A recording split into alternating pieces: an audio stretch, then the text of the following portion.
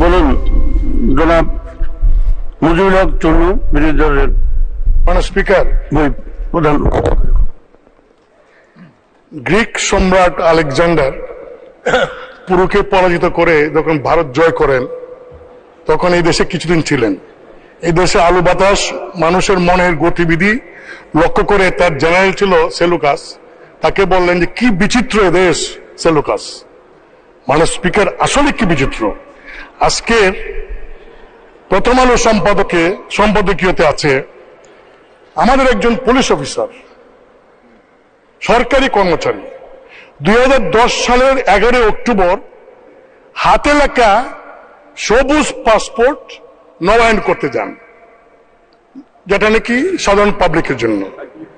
সরকারি কর্মচারীদের জন্য কিন্তু নীল পাসপোর্ট, এবং তিনি সেটা নবায়ন করেন।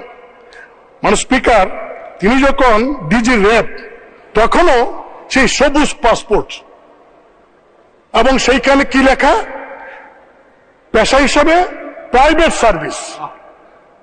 স্পিকার, ডিজি র্যাব একজন এডিশনাল আইজি, তার পাসপোর্টে লেখা প্রাইভেট সার্ভিস। কি আশ্চর্য, এটা আমরা কেউ খেয়াল করলাম না।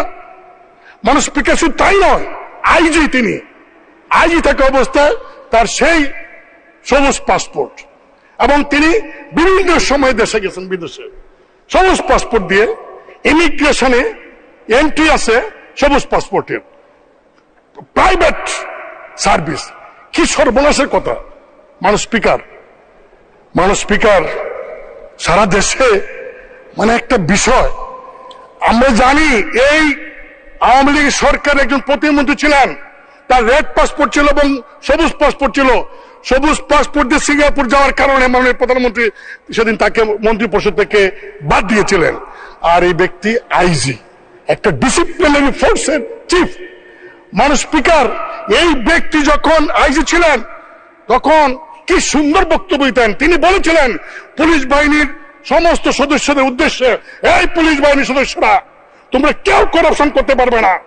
আমি আইজি, আমার নাম বেনজির, আমি দুর্নীতির বিরুদ্ধে জিরো টলারেন্স।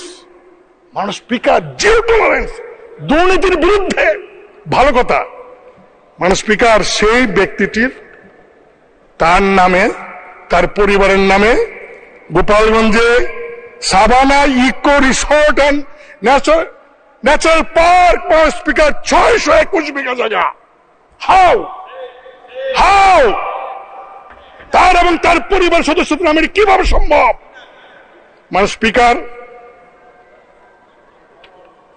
তাই নয়, তিনি যখন ডিজি র্যাব, মহানগরের ডিএমপি কমিশনার এবং আইজি, এই সময়ের মধ্যে তিনি কিন্তু এই সম্পত্তির মালিক হয়েছেন। রিটায়ারমেন্টের পরে গিয়ে যে তার পৈতৃক ব্যবসা থাকে, মালিক হন, আফসোস ছিল না, কিন্তু ওই চাকরি করে কালীন তিনি এই সম্পত্তির মালিক হয়েছেন। স্পিকার, কি সম্পত্তি, আমার একটু সময় লাগবে, আমি কারণ এগুলি বলছি এই কারণে স্পিকার, যে সারা দেশে এই ব্যক্তির কারণে ক্ষমতাসীন দলের এত কাজ করার পরেও আজকে প্রস্থানের মুখে এসে দাঁড়িয়েছে। 2015 থেকে 2020 সাল পর্যন্ত তিনি ডিজি এবং ডিএমপি কমিশন থাকা অবস্থায় যে জমিগুলি কিনেছেন, সেই জমিগুলি বেশিরভাগ হিন্দু সম্প্রদায়ের, এবং তারা অনেকে সাক্ষী দিয়ে দিচ্ছেন এখন সাংবাদিকদের কাছে, কায়দায় কৌশলে পুলিশদের ভয় দেখিয়ে সেই সমস্ত সম্পত্তি তিনি ক্রয় করেছেন। স্পিকার, রাজধানীর গুলশানে একদিনে বিলাসবহুল 4টা ফ্ল্যাট, এক হালি ফ্ল্যাট তিনি একদিনে কিনে ফেললেন। কি আশ্চর্য। স্পিকার, উত্তরায় এবং বাড্ডায় 2টা বাড়ি। বাওয়াল রিসোর্ট, যে রিসোর্টে অভিযোগ প্রায় 30-40 বিঘা জায়গা বনের, এবং সেই বন বিভাগ থেকে এখন বলা হচ্ছে তাদের জায়গা দখল করে বাওয়াল রিসোর্ট করা হয়েছে, সেটারও আমরা জানতে পারলাম 25% শেয়ারের মালিক তিনি। স্পিকার, একটি এসটি শিশুর বিন্দু, steels industries limited, St Peter's school of London limited, 19টি কোম্পানির শেয়ার, 30 লাখ টাকার সঞ্চয়পত্র, 33টি ব্যাংক হিসাব।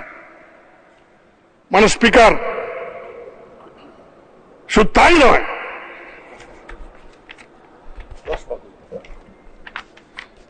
ঠাকুরগাঁও সদরে 50 বিঘা জায়গা তার এবং তার ফ্যামিলির নামে, জলঢাকা নীলফামারী 50 বিঘা জায়গা, নীলফামারী কিশোর সদর 50 বিঘা জায়গা, বান্দরবন সদর এবং লামা উপজেলায় 250 বিঘা তার নামে।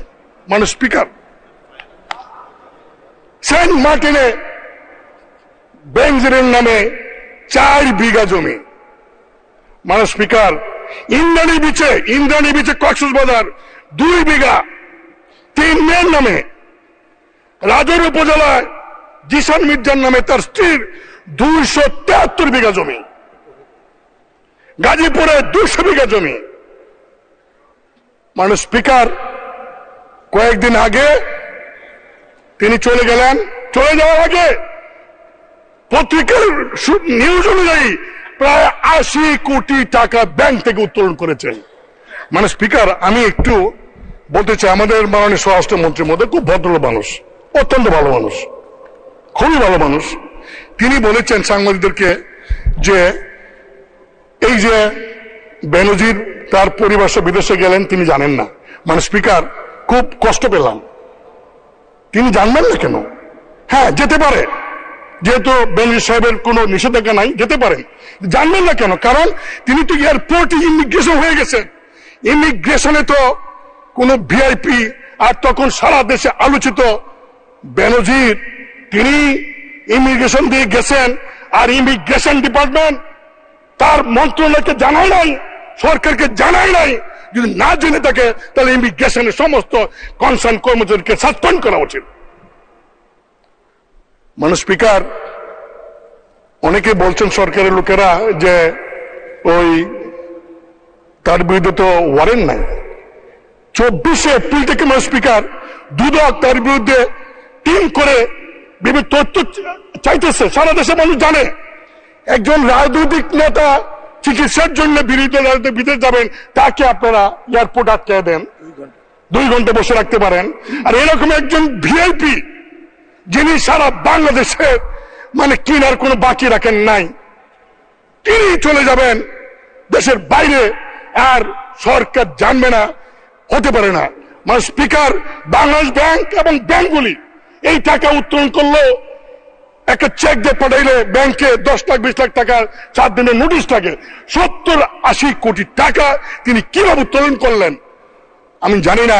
মানে স্পিকার, সরকার এত বাহিনী, সরকার এত এজেন্সি আছে, তারা কি খবর রাখেন? তারা কেন সরকারকে এইগুলি জানান না? মানে স্পিকার, 2 টন গম যদি বিক্রি করে ইউনিয়নের মেম্বার, তার বিরুদ্ধে মামলা হয়ে যায়। একজন এমপি এলাকায় কাবিকার কাকে কি দিল সেটা পত্রিকা ফলাও হয়ে যায়, হ্যাঁ, মামলা হয়।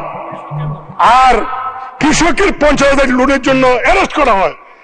আর মানে স্পিকার, এই লোকটি মানে এইরকম অবস্থা, এত কোটি কোটি টাকা, এত সম্পত্তি কিভাবে সম্ভব হলো? কেন সরকার দেখলেন না? মানে স্পিকার, যতই বলেন সরকার এখন দায় দায়িত্ব নাই, এই কথা বললে দেশবাসী মানবে না। কারণ এই ব্যক্তি তো এই সরকারের আমলেই প্রমোশন পেয়েছে, পোস্টিং পেয়েছে, এবং এই সরকার আমলে চাকরি থাকা অবস্থায় এই সমস্ত সম্পত্তি সে ক্রয় করেছে এবং দুর্নীতি করেছে। আর সে বলে দুর্নীতির বিরুদ্ধে জিরো টলারেন্স।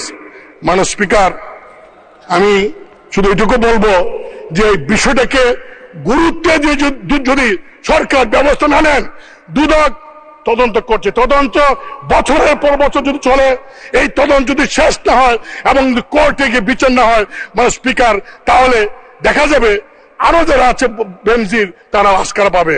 এবং মানে স্পিকার, আমি আপনার মাধ্যমে দাবি করব, যত সরকারি আমলা আছে, এই এমপি যারা আছে, যারা পলিটিক্যাল পার্টির নেতারা আছে তাদের সবার হিসাব আপনি নেন। সরকার সবার হিসাব নোক, আমি আমার হিসাবে 1 ঘন্টার মধ্যে দিব। আমার কি আছে, আমাদের কি আছে? মানে স্পিকার, এই যে বিভিন্ন এলাকায় বাড়ি হচ্ছে, গাড়ি হচ্ছে, গাড়ি, আমরা টাকা পাই না বাজেটে, আমরা ইনকাম ট্যাক্স ধরতে পারি না, অথচ এই রিসোর্ট, এই যে লাক্সারিয়াস লাইফ লিড করে একজন বাড়ির মধ্যে বিদেশি ফিটিংস লাগায়, এগুলি কেন অর্থ মন্ত্রণালয় দেখেন না, দেখে এই ট্যাক্সের ব্যবস্থা করেন না? তাহলে টাকার অভাব হয় না। মানুষ স্পিকার, আমি শেষে একটা কথা বলে শেষ করব। আজকে এই একজন সরকারি কর্মচারীর এত বড় দুর্নীতি কারণে এইটাই প্রমাণ হয়েছে যে সব সম্ভবের দেশ বাংলাদেশ। ধন্যবাদ মাননীয় স্পিকার। ধন্যবাদ মাননীয় সদস্য, আপনাকে অসংখ্য ধন্যবাদ। মিশন 90 সংবাদের পিছনে নয়, ভিতরে ছুটি।